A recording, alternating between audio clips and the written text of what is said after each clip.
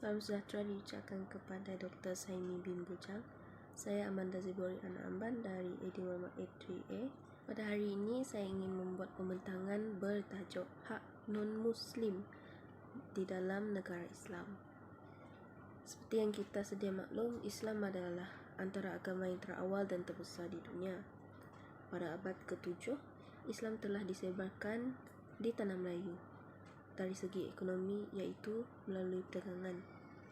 Sejak itu, ramai yang telah memeluk Islam dan kini Malaysia telah menjadikan Islam sebagai agama rasmi. Pada abad ke-21 pula, terdapat pelbagai kaum dan agama yang tinggal bersama secara harmoni di Malaysia. Hal ini demikian kerana Perlembagaan Persekutuan dan Prinsip Islam telah menetapkan hak-hak asasi non-Muslim di Malaysia. Berikut adalah huraian tentang hak-hak tersebut. Saya akan menyerahkan pembentangan ini kepada rakan saya, Fabian Rossi. Terima kasih Amanda. Jadi saya teruskan. Dalam sistem kenegaraan Islam, terdapat sebuah perkara yang amat penting dalam sistem kerajaan Islam yang pertama di dunia, yang menjadi asas kepada setiap pembentukan kerajaan di semua negara dunia, yakni piagam. Kerajaan Islam pertama dunia, iaitu Kerajaan Islam di Madinah, merupakan pencetus kepada pemerintahan yang lebih adil, saksama, malah lebih berkesan dengan kewujudan perlembagaan bertulis pertama di dunia.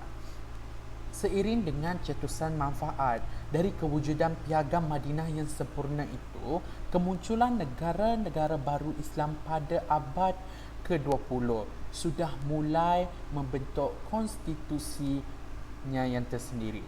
Jadi, apakah kesinambungan hak-hak orang bukan Islam yang berstatuskan warga negara di sebuah negara Islam? Jadi, perbincangan kita akan lebih berfokus kepada keadaan dan status quo semasa hak dan kedudukan rakyat yang bukan beragama Islam. Di Malaysia, kita mempunyai lebih 32 juta penduduk yang berbilang bangsa.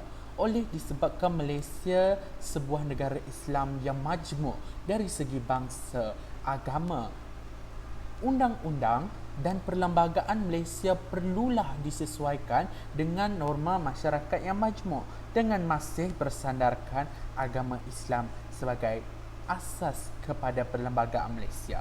Maknanya, Malaysia masih mengamalkan gaya hidup dan undang-undang Islam pada masa yang sama memberikan kedudukan dan hak yang sama rata terhadap rakyat yang bukan Islam seperti rakyat beragama Islam. Antara perlembagaan Malaysia yang menyentuh kepada hak dan kedudukan orang bukan Islam termasuklah elemen kebebasan. Perlembagaan Persekutuan telah memperuntukkan beberapa perkara dalam menyampaikan hak dan kebebasan individu di Malaysia tanpa mengira bangsa, etnik dan agama. Misalnya, perkara 5, iaitu tiada sesiapa pun boleh diambil nyawanya atau dilucutkan kebebasan dirinya kecuali menurut undang-undang. Dengan ini, negara Islam seperti Malaysia juga tidak pernah meninggalkan kepentingan rakyatnya yang bukan Islam. Selain itu, dalam perlembagaan, elemen kesamarataan juga diangkat dalam perlembagaan negara, iaitu setiap warga negara mempunyai hak dan kedudukan yang sama di sisi undang-undang tanpa ada sebarang unsur perbezaan layanan dalam dasar undang-undang yang mengikut perbezaan kaum dan juga agama. Malahan, perkara 11 Perlembagaan Persekutuan menyatakan bahawa Islam merupakan agama rasmi, akan tetapi Islam dan agama-agama lain masih boleh diamalkan dengan aman dan damai di mana-mana bahagian persekutuan ini. Ini telah membawa kita kepada satu konklusi bahawa hatta sekalipun agama Islam tercatat sebagai identiti rasmi negara Malaysia, tidak ada satupun hak terhadap warga negara Malaysia yang merupakan penganut agama lain selain agama Islam dinafikan haknya. Jadi, untuk rumusan dan konklusi saya akan berikan sekali lagi kepada Amanda Zibori. Sekian. Kesimpulannya, prinsip Piagam Madinah yang diasaskan oleh Nabi Muhammad SAW sememangnya menekankan kesesamaan dan pembelaan terhadap hak yang sama rata tanpa mengira agama, kaum dan juga jantina. Asas pembentukan piagam inilah yang menyebabkan negara-negara Islam moden pada hari ini mampu membina sebuah negara bangsa yang gah di muka bumi walaupun berbilang bangsa dan majmuk dari segi agamanya.